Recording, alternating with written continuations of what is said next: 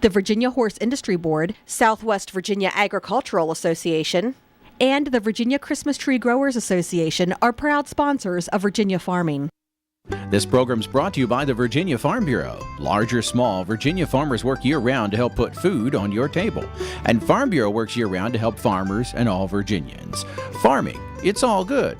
To learn more, go to vafarmbureau.org. Brought to you by Farm Family, Life, Auto, Business, Farm. Steve Morse, fruit grower, distiller, entrepreneur. Another personal story on farmfamilypeople.com. Farm Family, the people you know. Hi everybody, welcome to Virginia Farming. I'm Amy Rocher. This season, field tests were conducted to see if some Virginia farmers could grow chickpeas, the beans used to make hummus. Well, today we'll hear about those results when VSU's William Crutchfield joins us on Ag Insights. Then we'll talk about planting cover crops in your vegetable garden when we join Mark Viette in the garden. And as always, we'll have the Ag Calendar and a Minute in the Field video. All this plus the Ag News of the Week on this edition of Virginia Farming.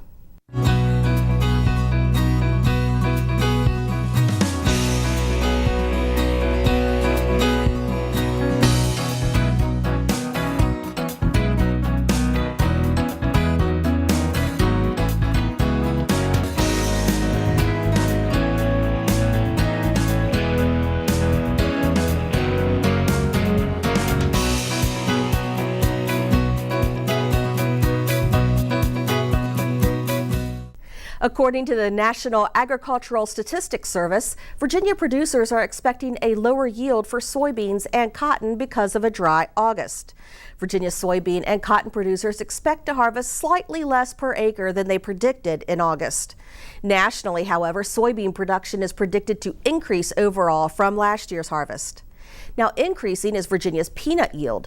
It's up 17% per acre from the August forecast. The state's corn yield are expected to stay the same from the August forecast, but the total is up 29% from last year's harvest. Nationally, corn production is forecast at 13.8 billion bushels, which is an increase of 28% from last year. Now, if realized, this would be a new record for corn production for the United States. Well, corn is not the only crop that's looking good. Virginia apples are in season, and according to growers, this year's crop is top-notch. Virginia apple growers are reporting an excellent season with apples that have good flavor, size, and color and don't have a lot of blemishes. This growing season had an exceptional amount of rain, which was great for apples. There are over 7,500 varieties of apples, and they are one of the most widely cultivated fruits. Well, apples are certainly no fad, and neither is beef quality. When cattlemen focus on raising higher quality cattle, it benefits the entire industry. BJ Scott shares why. Marbling is important, say those who are buying your cattle. We buy all of our cattle on a value-based system, and that system is set up to attract and reward high quality cattle, meaning high quality grade, in other words, high marbling cattle. Around 75% of the cattle coming to their plant are black-hided, and of those Angus-based animals, 43% made the certified Angus beef brand in a recent quarter. Another 21% qualified for U.S. Premium Beef's premium brand. And so when you compare total dollar value per head, for example, looking at CAB versus Select, in addition to, of course, getting a higher price per pound, they're also heavier carcasses. And so when you look at those certified Angus beef versus Select carcasses, that's $160 per head more for the CAB carcasses on average compared to the Select carcasses. This isn't just a passing trend, Bertelsen says. The past 4 years have seen record high quality grade premiums. So if you think it's a fad that there are rewards for high quality cattle, it's not a fad. They're here to stay, and they're doing well, and we continue to set higher and higher records each year over the last 4 years. I'm BJ Scott. Thank you, BJ. A Virginia farmer will be providing a Fraser for a Christmas tree for Vice President Joe Biden and his family this year. Rodney Richardson of Rogers Christmas Tree Farm in White Top was named reserve champion of the 2013 National Christmas Tree Contest. The National Christmas Tree Association hosts the contest annually, and the reserve champion traditionally provides a Christmas tree for the vice president's residence in D.C. Richardson was selected as grand champion by the Virginia Christmas Tree Growers Association at their annual convention in August of 2012, which qualified him to enter the national contest. The grand champion winner from New Jersey will present a tree to President Obama and his family. Well, USDA researchers are studying how climate change could affect peanuts and how they're grown. The USDA's Bob Ellison has more. How will climate change and increased carbon dioxide in the atmosphere affect peanuts and their production? That's a question U.S. Department of Agriculture scientists are trying to answer. Peanuts are a very important source of protein globally. And one of the things that we consistently see is that while CO2 can stimulate the growth of plants, it also tends to reduce the protein concentration. So we'd like to know how much it's reducing it and whether that's the same for different lines. Once Ziska and his colleagues in Beltsville, Maryland determine which lines of peanuts react well to increased atmospheric CO2, then they can pass that information on to farmers. The bottom line for many producers is how much can I produce, how much yield can I get per acre? So in this sense, what we can try and do is to take that additional CO2 and look at which varieties are responding to it, which are converting more of that CO2 into seed yield. And if we know that, then we can look at those characteristics that are associated with that as part of a long-term breeding program to increase yields per acre for peanut growers in the United States and elsewhere. Peanuts are an especially important part of diets in many developing countries. It's a major source of protein, so having a good crop of peanuts is something that if you look at what people grow globally, it isn't just that they're growing corn, it isn't just that they're growing wheat, you have to have a source of protein as well. Peanut often is that source. Ziska and colleagues are also studying how increased CO2 might affect peanut allergy properties and how peanut plants might help with carbon sequestration. In Beltsville, Maryland, for the U.S. Department of Agriculture, I'm Bob Ellison. Thanks, Bob. Virginia farmers grow a lot of those peanuts, but can they grow chickpeas? We'll find out about the research that took place this summer, seeing if maybe some tobacco farmers can find stability in growing chickpeas. That's coming up next on Ag Insights. This year, some Virginia tobacco farmers took on the challenge of growing chickpeas. Our guest today is one of several researchers helping tobacco farmers find stability in a new product, hummus. Joining us is William Crutchfield. He's the director of the Small Farm Outreach Program at Virginia State University. William, welcome to Virginia Farming. Thank you. Glad to be here. Well, we've been talking a little bit off camera. This is such an exciting project, and I want to learn more about it. First of all, I'd like for you to educate me a little bit about chickpeas. Where are they normally grown, and what are they like? Okay, chickpeas in the United States are normally grown in the Pacific Northwest, Oregon, Montana,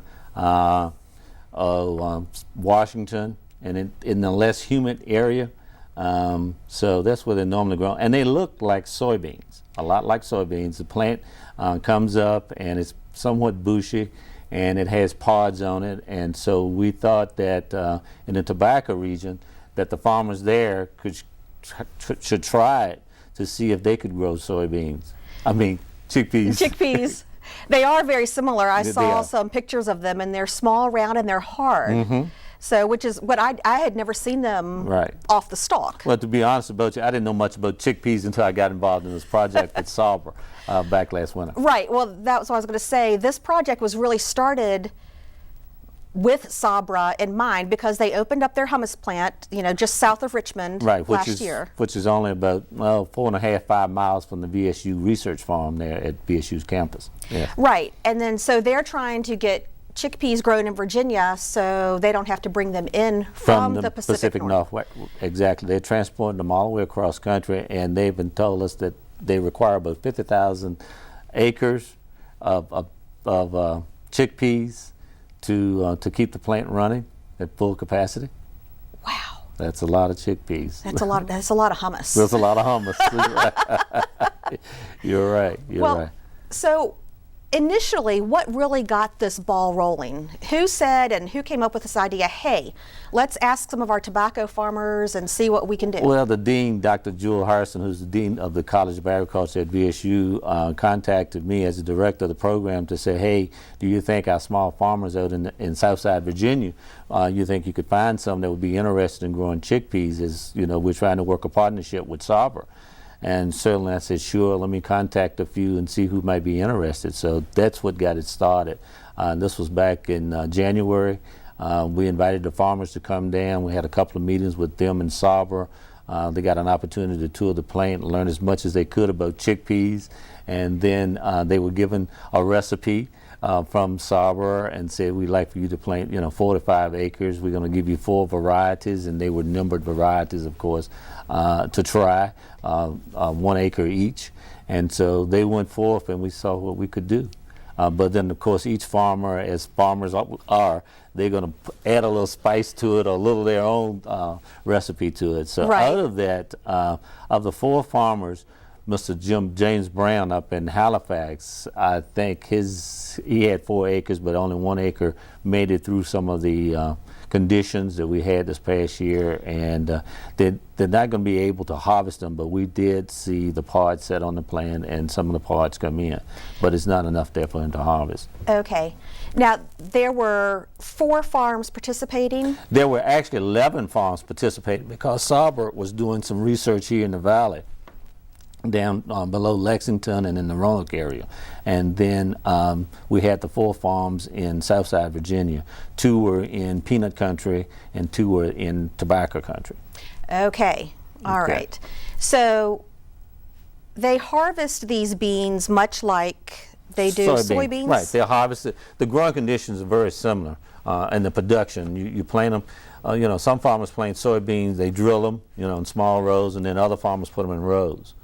Okay, and so they could use the same equipment. They could either use their drill, their grain drill, or they could use their corn planters, but they had to change the settings, the plates inside of the planters to grow them if they were going to grow them in rows. Okay. And then Sauber had told us, the spacing that we should try to set, and then the conditions, and then the fertilization, and those type of things.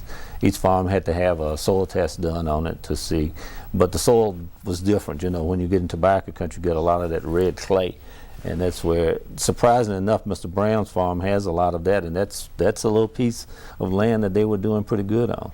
Right. But the growing condition was so difficult, we had so much rain. So what happened was that he planted them on April the 15th, and they were coming up pretty good, but then we got a big rain, and they were washed out, and then I talked to the chief agronomist there at Sauber, and we were thinking, hey, how about let's do a replant, much like farmers do behind double crop behind soybeans. And he said, well, it's up to you guys, because the crop had gotten washed out with the rain. But we decided not to do it, and he just kept going with this little piece, and so we turned out pretty good. Okay. To this point. So let's talk about the outcome. Okay.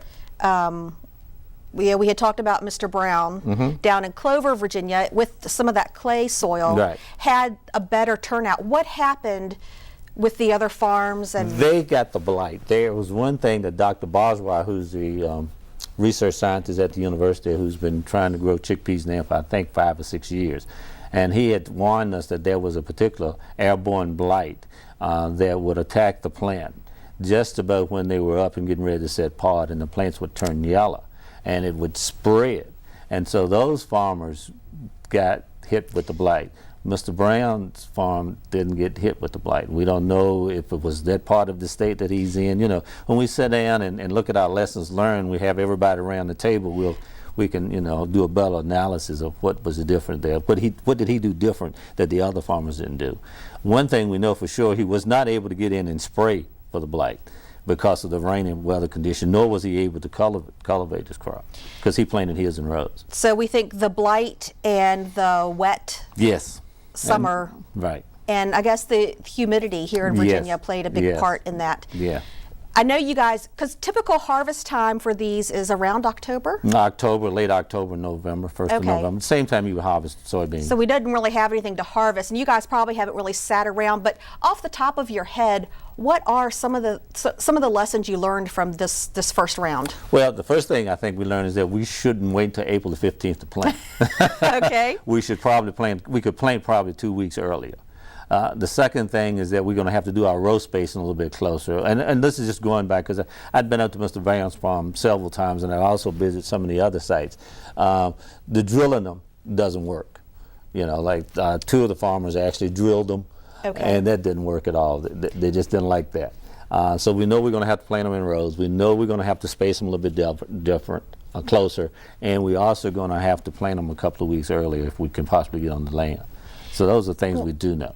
Did anybody ever travel out to the Pacific Northwest to see exactly how they do it? No, that's one of the things that Dean Harrison has mentioned to me a couple of times. She says, let's see if we can get all of the farmers and you guys to travel out to the Pacific Northwest this winter and sit down around the table with those guys and researchers and see how they're doing them out there. Well, they must be doing, they've been something right. They've been doing it right because they've been growing them out there a long time, by understanding. But yeah, we'd love to go out there. I think the University of Washington is one of the leading universities, land grant institutions that's working with the farmers out there in Sabra.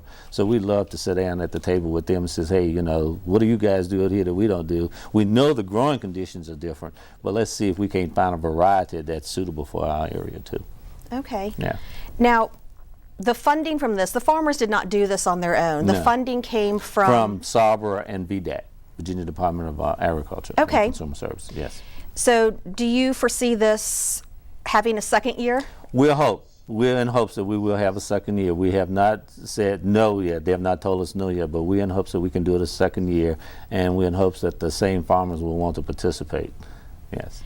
Do you think you're going to maybe get a few more farmers in some different parts of the state? There's a lot of farmers there. Everybody's calling, want to grow chickpeas. So that's going to be a decision that the team will have to make, the core group have to make, and working with Sabra, do we want to invite others in, or do we want to keep to these 4? Or if 2 of these said, well, I don't want no more parts of this activity, then we maybe invite 2 more in, depending upon where they're located. Yeah. But I think 4 to 5 is about all we want to be able to manage, you know, at a time. To really keep a close eye on it. To keep a close eye on it, because, you know, my program is very small. We only have 3 full-time employees, and the rest are part-time retirees that work with the program. So we get to spread ourselves too thin. It gets to be difficult. And then, you know, we cover like 64 counties. So. Wow. And we have a lot of other projects going on. So do you think we have enough cropland available here in Virginia to supply Sabra all of its? Oh, I don't think we could ever supply them all of their needs, but we could come pretty close, I think, if we can find a variety and we could get all of the recipe together. Then yes, I think we could help them out tremendously, particularly in the tobacco and peanut area, where those farmers are looking for a diversity now that the tobacco program has come to an end, and the last payment, I think, from USDA is due to them this year. Wow. So they're in desperate need. And then, too, we're looking at the small farmers. If it can work for the smaller farmers, it would certainly be a big income boost for them. Well, it sounds like a great program, and I wish you all the luck, because I know it's been hard work, but I think it really could pay off in the long run for our Virginia economics and our small farmers. Exactly. Thank you so much for being with us today. Thank you for having me. We'll be right back.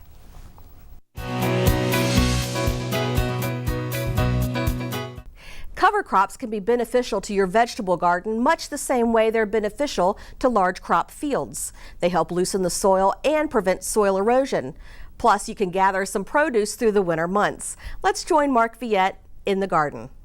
By the time fall arrives, many of our vegetable gardens are barren and empty. You might see some old tomato plants, pepper plants. You might have a few cabbage plants, but pretty much there's nothing there. I wanted to do something a little different. I wanted to provide a cover crop that helped control erosion, helped loosen the soil. At the same time, it could be used to feed wildlife like deer, but something that I could harvest all the way through fall, even in the winter at certain times, and then back again in the spring. So I made my own mixture. You know, you can buy certain mixtures out there on the market, but they don't have everything in one single mixture. So what I decided to do is plant in this mixture the giant daikon radish, which is a radish which can get, you know, almost 3 feet long, 2 types of rutabagas, 2 types of turnips, 2 types of kohlrabi, which is great. All these things enjoy the fall cool temperatures. They're much sweeter. In addition, I added 4 kinds of beautiful lettuce, and then I added the winter beet that's known as winter keeper. I mixed all the seed together at once. I then prepared the ground. I seeded it. 7 weeks later, this is what you can have in your own garden. Now keep in mind, I did this for testing purposes. You don't need a giant 100-foot long bed. You can just take a small area that may be 4 feet by 8 feet planted. You can even use window boxes and plant the seed. Now I'm going to show you how easy it is to plant the seed in an area right next to this garden. I recommend planting more than one time, maybe every 2 weeks, 2 or 3 plantings. It'll give you fresh cover crops over that time period. Just go in a garden, it's really easy. Just loosen the soil, it's not hard. Gives you a great workout. When you've taken that area and prepared it, all you need to do is plant this special mixture, and it's easy. You just sprinkle it just like that. Now, I do recommend sometimes following up with a light raking to mix this in the ground, and then following up with the coating of seed right on top. Irrigate it, keep it watered maybe once a week if you don't get any natural rain, and 7 weeks later, you'll end up with what you see right here. Since this is a cover crop, when I harvest the lettuce, I don't want to pull them out of the ground. I want to just cut some of the leaves off so the root system's intact. A few lower leaves are still left on the plant, so if you get a heavy rain, it doesn't splash back the dirt and grime on the leaves. I like to harvest almost dirt-free foliage. It's really easy to do. You just do this. Come in and just harvest right above the roots. Nice, fresh, green leaves that are completely free of dirt. You still may need to rinse them. Have a bag ready. You can do this every day. You really don't want to store the lettuce. You can eat it when it's fresh. And I will tell you, if you leave some of the leaves on the root system, within just a couple days, you'll have a whole new crop of leaf lettuce to harvest. This is the beginnings of a rutabaga. Just imagine a few weeks from now, you'll be able to harvest it and cook this and enjoy rutabagas, which I prefer over turnips, which I also have in here. But my favorite thing to do is to harvest the giant radish. Just reach down, right out of the ground. This is the beginnings of the giant radish, which can get 3 feet long and 3 inches wide. But I really prefer to eat them at this size or as they continue to grow. It's an easy plant to grow right in your own backyard. I'm Mark Viette. Join me next time in the garden. Taking a look at our ag calendar, the 21st Annual Harvest Festival will take place Wednesday, October 2nd at the Sunset Beach Inn in Kiptopeke. Enjoy all-you-can-eat seafood, including clam chowder, flounder, crab cakes, and shrimp. Savor the pork barbecue, cherry stone oysters on a half shell, and steamed clams. And the 36th Annual Suffolk Peanut Festival is coming up October 10th through the 13th on Airport Road in Suffolk. This family-friendly event honors the city's agriculture heritage and devotion to peanuts with concerts, rides, competitions, and contests. Visit suffolkfest.org for more information. That does it for our show. Thanks for watching and have a great week. I'm Amy Rocher for Virginia Farming.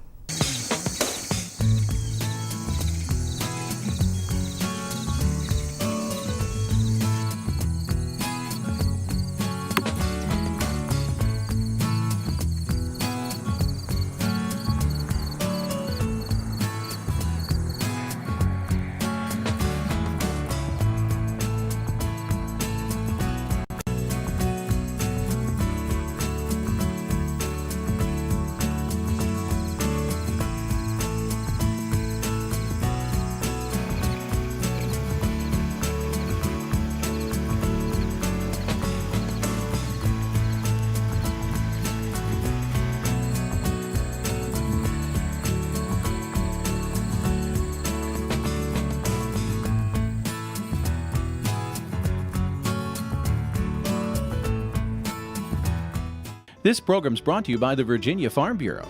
From apples to zucchini, Virginia farmers work hard to put food on your table. And Farm Bureau works year-round to help farmers and all Virginians.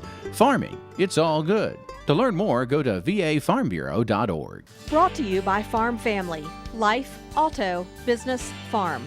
Jim Gray, farmer's son, agribusiness owner, insurance agent. Another personal story on farmfamilypeople.com. Farm Family, the people you know.